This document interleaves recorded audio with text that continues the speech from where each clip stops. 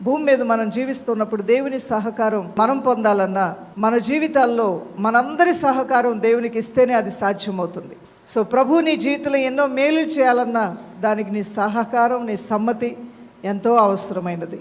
ఇక్కడ దేవుని యొక్క వాక్యంలో మనం గమనించినట్లయితే హెబ్రీలు రాసిన పత్రిక 6వ అధ్యాయము 13 నుండి 16 వచనాల్లో దేవుడు చెప్పిన మాట విషయంలో విశ్వాసంతో అబ్రహాము సమ్మతించాడు, సహకరించాడు. ఇక్కడ భక్తుడైన అబ్రహాము ఇవి రెండూ కూడా దేవుని సన్నిధిలో చేయటానికి మనసిచ్చాడు. మనసిచ్చిన అబ్రహాముకి దేవుడు కూడా ఆయన తన మనసుని ఇచ్చేశాడు. అబ్రహాముకి చెప్పకుండా నేనేమి చేయననే అంత గొప్ప స్నేహాన్ని అబ్రహాముతో ఏర్పాటు చేసుకున్నాడు ఈ సర్వశక్తి గల దేవుడు. ప్రభువైన దేవుడు కోరుకునేది ఒక్కటే, నా ప్రజలు నా సముఖంలోకి వచ్చున్నారు కాబట్టి, నన్ను ప్రేమించి వచ్చున్నారు కాబట్టి, నా కార్యములు జరుగుతాయనే విశ్వాసంతో వచ్చున్నారు కాబట్టి ఒక్క మాట నేను అడుగుతున్నాను, అది వారు చేయటానికి సిద్ధంగా ఉంటే నేను వారితో నడిచి వారి జీవితాలకి క్షేమం చేయటానికి ఆశపడుతున్నాను అంటున్నాడు ఆయన.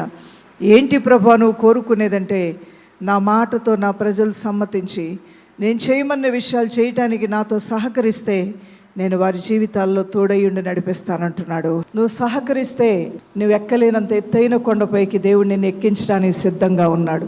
దేవుని యొక్క మాటలతో అవిశ్వాసము నీలో లేకుండా నువ్వు సమ్మతిస్తే నీతో కలిసి నడిచి నేను బహుగా ఫలింప చేయడానికి యేసయ్య సిద్ధంగా ఉన్నాడు. ఈరోజు ఈ ఒక్క మాట మీ గుండెల్లో భద్రపరుచుకుంటే చాలు, మీ జీవితం ధన్యతలోనికి దేవుడు నడిపించబోతూ ఉన్నాడు. ధన్యకరమైన స్థితిలోనికి మీ స్థితి మారబోతూ ఉంది. మేలిమి బంగారము కన్నా ఉన్నతమైన వెలకట్టలేని దీవెనలు యేసయ్య నీకు అందించబోతూ ఉన్నాడు.